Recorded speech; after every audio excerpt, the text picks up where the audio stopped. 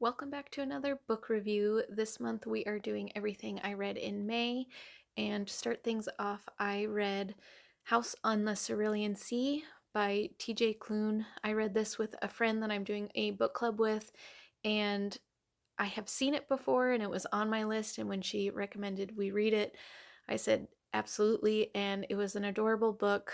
The characters were really heartwarming and easy to love, even the crazy kids in it. This one was just super cute. There is a sequel, which I plan to read hopefully sometime this summer. I'll get my hands on that. I definitely kept laughing and giggling, especially with the children and Lucy specifically. He's just a really cute, unexpected character. The next book on my list for May that I read was Sunrise on the Reaping. My husband and I have been reading all of the Hunger Games original books and then the two prequels, and so this one was the last one on our list, and I think we both agreed that it was our favorite out of the whole series. It just tied in past and present really well.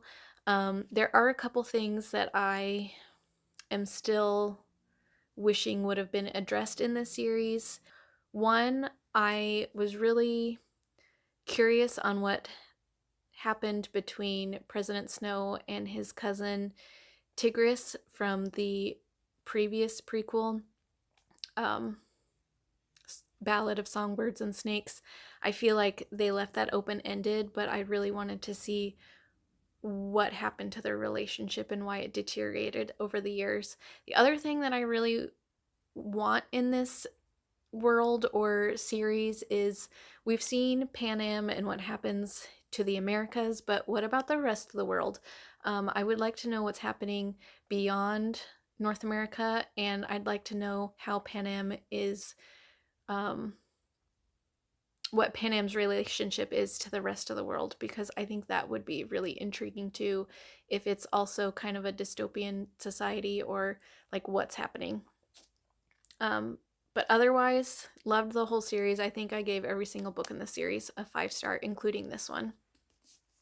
And then after I read that one, I started the Divine Rivals Enchanted Letter series. So we've got Divine Rivals, and then we've got Ruthless Vows. And this one is a duology. There is a third book, which is kind of like a prequel to this series that is not really related. Wild Reverence, I think it's called, which I would like to read. But as far as these ones go, I really enjoyed it. This was a series that I wasn't planning on reading because I felt like everyone was hyping it up, and I didn't know if it would live up to what everyone was talking about, so I wasn't really interested. But I really enjoyed it. I've heard that people like the first book, Divine Rivals, a little bit better than Ruthless Vows, but I thought they were both really good. And I think I gave them both a 5-star. I just really enjoy the relationship between the two main characters, and these hardcover books are really beautiful. If you open up the inside, this one says Dear Iris, and then the second one has Dear Roman. So I thought those were beautiful. I might take these out of their covers and display them on my bookcase without the dust jackets, because I think they're really beautiful. But yeah, another 5-star for both of those books. I'm excited to read the Wild Reverence. I've heard people really like that one, and I think that one might be another book club pick for hopefully July. So we'll see on that one. And then the next 3 reads that I have, I got from a thrift store. I've been finding a lot of books at the thrift store this year, and I've been really enjoying them because I'm just picking up titles that I wouldn't normally grab, but since they're only a couple dollars, why not? The first one that was super cute was 2 Parts Sugar, 1 Part Murder. This one, the story, there wasn't much to it. It was pretty like your standard murder mystery. So this young woman who's seen as like a social media influencer, she inherits this bakery from her great aunt who's passed away, and she also inherits this dog. It's a giant mastiff named Baby, and they are learning how to run this bakery. And at the same time, as soon as she gets there, someone's found dead in her aunt's bakery, and she is helping the local sheriff solve who did it. They leave the ending pretty open. Like, you assume it makes it sound like they've caught the killer, but I have a feeling that the real killer is going to pop up in another book in the series. Um, yeah, this book was cute. And then in the back, there are a couple of recipes that they included from things that they make in the bakery, like this lemon zucchini bread. And then there's some thumbprint cookies, which I actually ended up making because my Nana used to make them growing up for Christmas. And so I made them and ate them while reading the book, and that was really fun. I'm definitely going to do more of that because that was a really fun activity. But yeah, this one was cute. I think I gave it a 3-star. And then the next book that I got from the thrift store was The Girl on the Train. I know this is a little bit older, but I haven't read it before, and I really enjoyed it. I usually don't like thrillers because I don't like the high energy that it gives me. It's a little bit too, it makes me a little bit too anxious, but this one was really good. I ended up reading it in just a day because it was a story that I just could not put down. I just had to know what happened because none of the characters are really reliable as far as the story they're telling. It kind of starts off where everyone is normal and happy, and then you find out that there's a lot more beneath the surface for everyone, the women and the men. So it was a really interesting read. I think there's also a movie, which I may have to watch because I think the library has it, but really good, really good thriller. I was not expecting that. And I also got this one earlier this year from a thrift store, Bridget Jones's Diary. Bridget Jones is one of my favorite comfort movies. I love that movie series. It's just so cute, and you can't help rooting for Bridget. And the book is really funny. I do think that I like the movies better than the book. The book just has a lot going on, and especially like with her mom. Her mom is portrayed like way more extreme in the book and just does a lot of things that I wish she shouldn't. And so I really like that they went in a different direction with her mom and her parents, because you end up feeling really sorry for the dad in this one, and just like, it just can't believe what the mom is doing. But yeah, it was really cute. I enjoyed it. And then the last book that I read, another one that I wasn't planning to read, I borrowed it from the library, was Dungeon Crawler Carl.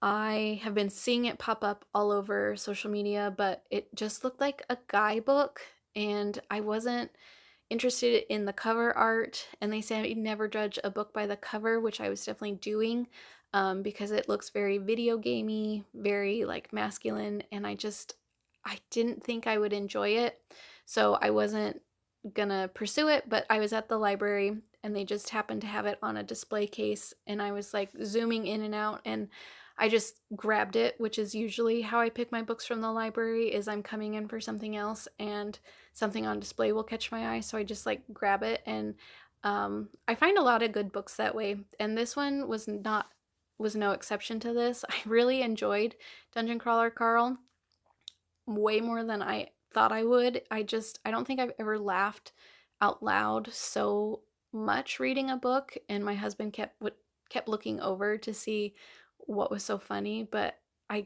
it's just so ridiculous that I had a hard time like even trying to describe what was happening.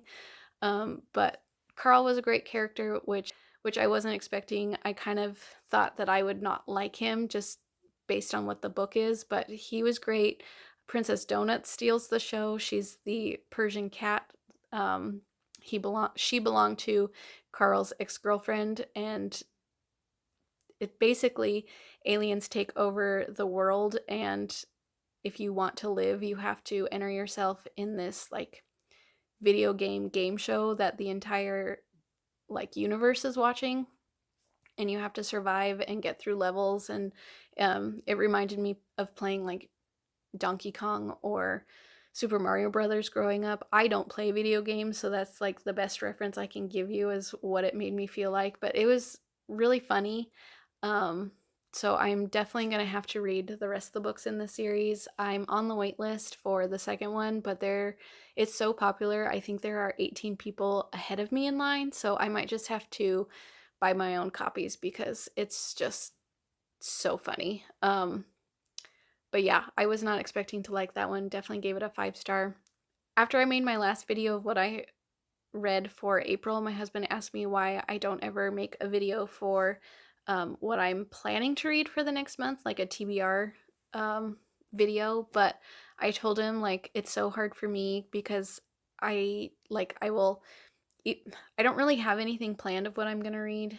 Even when I do, I usually pick up several other books, either from the library or thrift store or bookstore, that I end up reading outside of like what I had planned to. So I feel like I just never know what I'm gonna read. It's kind of just like an impulse or like where my mood is. So I never really know what to expect when I'm like gearing up for another reading month, especially like June.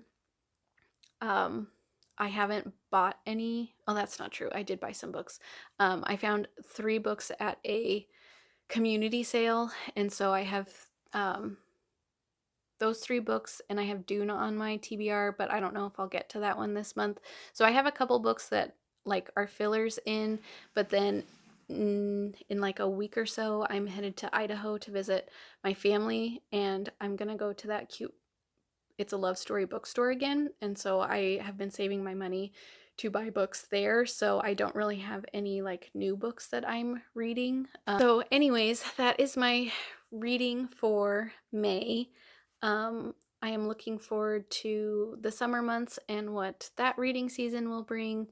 I I have a feeling I'm going to be reading a lot this summer. I don't really have too many big plans, and so I think I'll be mostly at home either reading, sewing, or out on some hikes. So if any of that sounds good to you, please like and subscribe for more cozy content, and I will see you in the next video.